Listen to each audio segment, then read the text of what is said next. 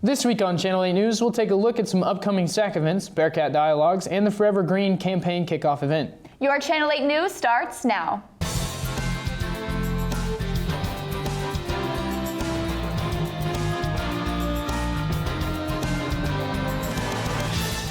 Thank you for tuning in to Channel 8 News. I'm Keegan Cooper. And I'm Courtney Rowe. On Monday, October 21st in Volk Center Room 117, the College Republicans host a talk with Republican Jim Neely, a candidate for Missouri governor. On Monday, October 21st at the Olive de Luce Fine Arts Building in the Charles Johnson Theater is guest artist recital Billy Hunter. The Department of Fine and Performing Arts is hosting professional trumpet player Billy Hunter. Hunter will present a trumpet recital at 7:30 p.m. in the Charles Johnson Theater. On Tuesday, October 22nd, he will be available for meet and greet at 8 a.m. in room 116 of the Fine Arts Building and present Life at the Met, a diversity, equity, and inclusion discussion at 7 p.m. in room 108 of the Fine Arts Building. All events are free and open to the public.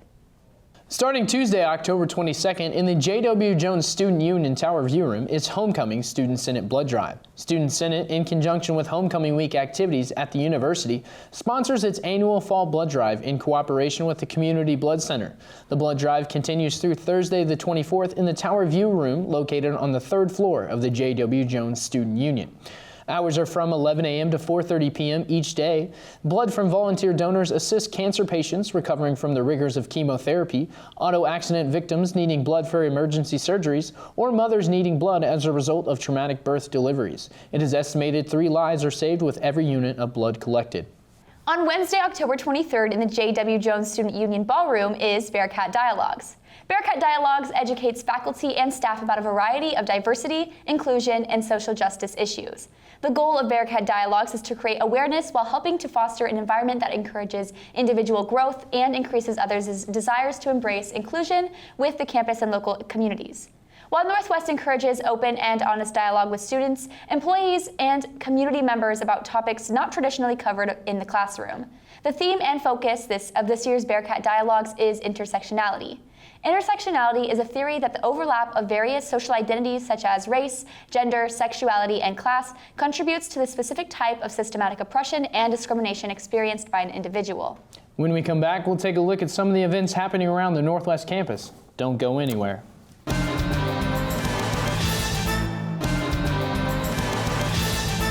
Welcome back to Channel 8 News. I'm Courtney Rowe. And I'm Keegan Cooper. Hallie Cornelia sat down with a Northwest SAC representative to learn more about some of the upcoming events happening around campus.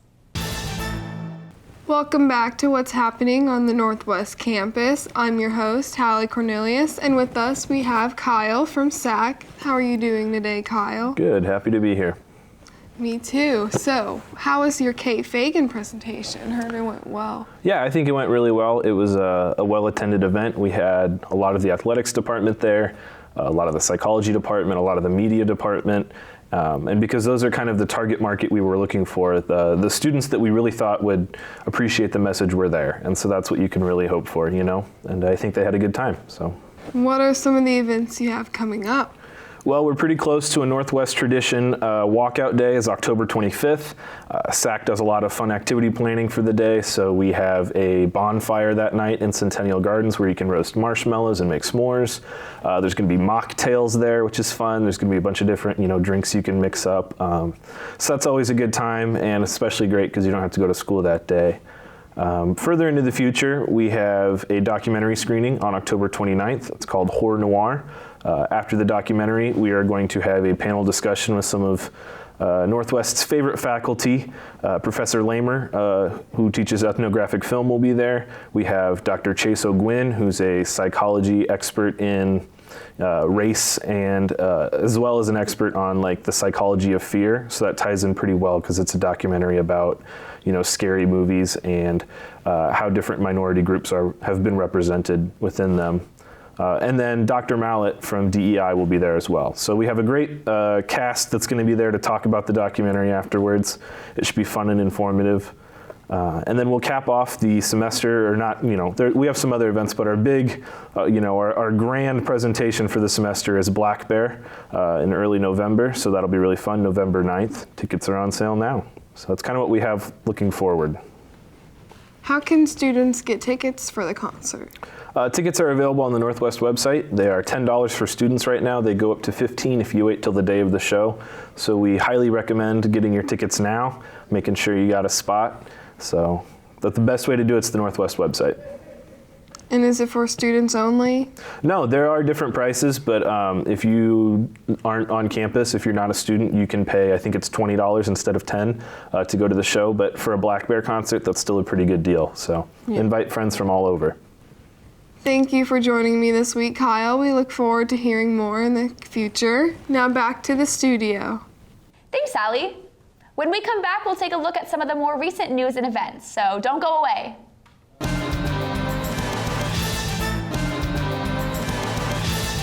Welcome back to Channel 8 News. I'm Keegan Cooper. And I'm Courtney Rowe. Our reporter Will Linder continues the topic of active school shooters. This week, he examines the psychological makeup of the attackers. Will? Over the last 2 weeks, Channel 8 has been covering the nationwide topic of active shooters committing hostile acts of violence and rage on campuses all across America. Perhaps one of the most complex parts of the active shooter is the psychology of the individual. The topics of a person's mental health plays a vital role in the analysis part of the investigation following an active shooter incident. Local organizations around the country and the state of Missouri have petitioned for new procedures titled the Red Flag Laws. These new acts would give law enforcement, and even family members of a disgruntled individual, the authority to temporarily confiscate any firearms if the person is found to present a danger to themselves or others.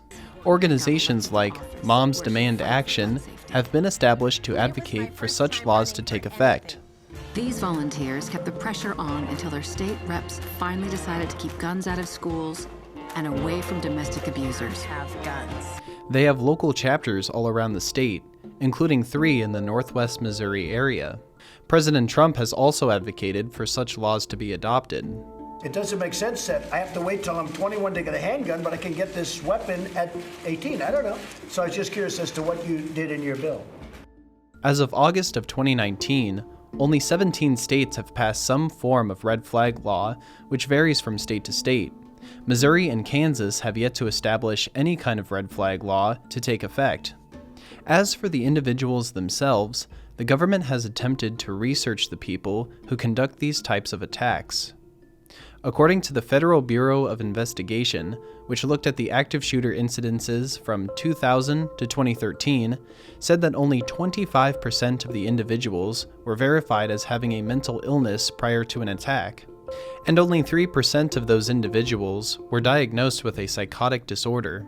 94% of the attackers were male, and about 80% planned out their attacks 7 days to a month on average prior to the event. Each active shooter in the study displayed 4 to 5 concerning behaviors over time that were observable to others around the shooter. These kinds of behaviors included anger, impulsivity, depression, anxiety, excessive risk-taking, and aggressive violence against others.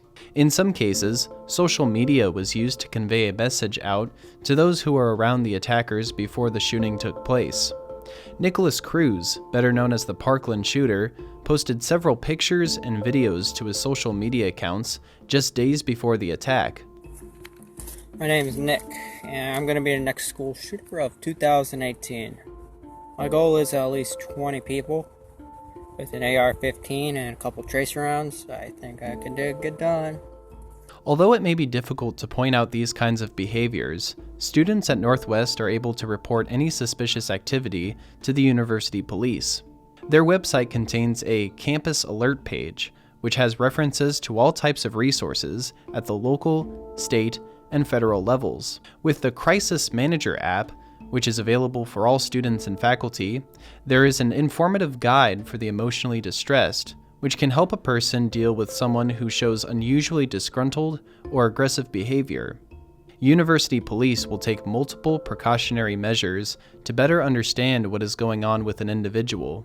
For more information about the red flag laws and the Mothers Demand Action organization, you can visit their website at momsdemandaction.org. They also have a Facebook page for each local chapter, including the one for the state of Missouri. University police want you to be aware of your environment and each facility you visit daily. The case of an active shooter can mean life or death and can drastically change a community. Following the procedures that the university has presented can help you stay as safe as possible in the event of a hostile intruder. You must be aware and prepared to face the danger when it is right there in front of you. Reporting for KNWT, Channel 8 News, I'm Will Linder. Thanks, Will. On Thursday, October 24th at the Memorial Bell Tower is the Forever Green campaign kickoff event. You are cordially invited to a kickoff event for the Forever Green campaign for Northwest. Remarks will begin at 4 p.m. and feature Northwest leaders and alumni discussing the impacts of the campaign. Guests are invited to begin arriving around 3:30 p.m. to learn more about the campaign's 4 pillars and socialize with the Northwest community. Well, that's all the time we have for Channel 8 News. For stories that matter to you, catch Channel 8 News every Monday through Thursday at 6:15 p.m. right here on KNWT Channel 8. Amazing Things is up next. From all of us here at Channel 8 News, I'm Keegan Cooper. And I'm Courtney Rowe, and we'll catch you later.